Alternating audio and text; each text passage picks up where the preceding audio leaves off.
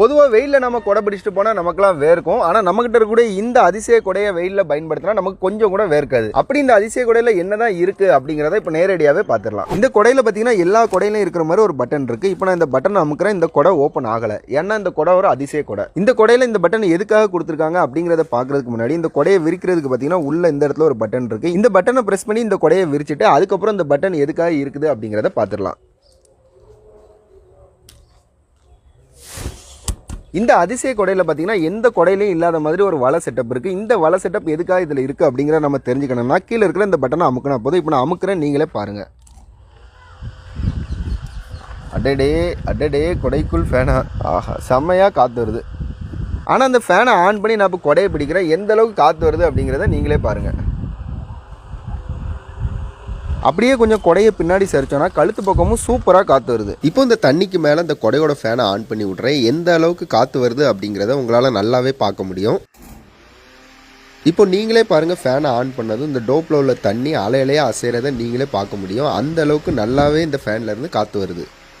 இப்போ இந்த அதிசய கொடையில் எதுக்காக இந்த வலை கொடுத்துருக்காங்க அப்படிங்கிறது உங்களுக்கே தெரிஞ்சிருக்கும். அதாவது இந்த கொடையை நம்ம பயன்படுத்தும் போது நம்மளுடைய தலைமுடியோ இல்லை கையோ தெரியாமல் இந்த ஃபேனில் போய் பற்றக்கூடாது அப்படிங்கிறதுக்காக பாதுகாப்பு கருதி இந்த வலையை கொடுத்துருக்காங்க. அதே மாதிரி இந்த கொடையில் இந்த ஃபேன் ஓடுறதுக்கு கண்டிப்பாக மின்சாரம் தேவை. அந்த மின்சாரத்தை இந்த அதிசய கொடையில் எங்கேருந்து எடுத்திருக்காங்க அப்படிங்கிறத கேட்டிங்கன்னா உங்களுக்கே ஆச்சரியமாக இருக்கும். அது எங்கே இருக்குதுன்னா இந்த கொடையோட கைப்பிடியில் பார்த்தீங்கன்னா இந்த மாதிரி ஒரு செட்டப் இருக்குது. இந்த செட்டப்பை கலட்டுறேன், உள்ளே என்ன இருக்குது அப்படிங்கிறத நீங்களே பாருங்கள்.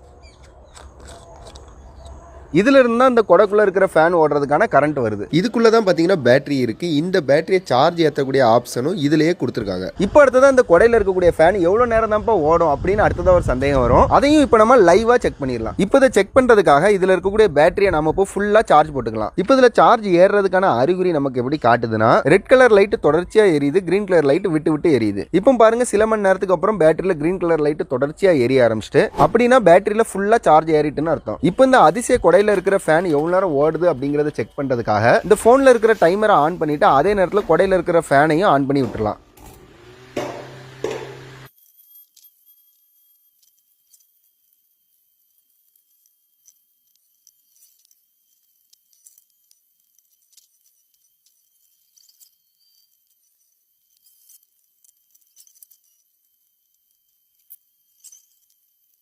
இப்போ பார்த்தீங்கன்னா 30 நிமிஷம் ஆயிட்டு ஸ்டார்டிங்கில் ஃபேன் எந்த ஸ்பீடில் ஓடிச்சோ அதே ஸ்பீடில் தான் ஓடிட்டு இருக்கு. இதை நீங்கள் இந்த டம்ளரில் இருக்கிற தண்ணி அசைறதை வச்சு தெரிஞ்சுக்கலாம். நாம ஒரு 10 நிமிஷம் தான் இந்த ஃபேன் ஓடும்னு நினச்சி கையில் கேமரா வச்சு ரெக்கார்ட் பண்ணிட்டு இருந்தோம். ஆனால் இந்த ஃபேன் ரொம்ப நேரம் ஓடும் மாதிரி தெரியுது. அதனால கேமராவை ஸ்டாண்டில் வச்சு ரெக்கார்ட் பண்ணிக்கலாம்.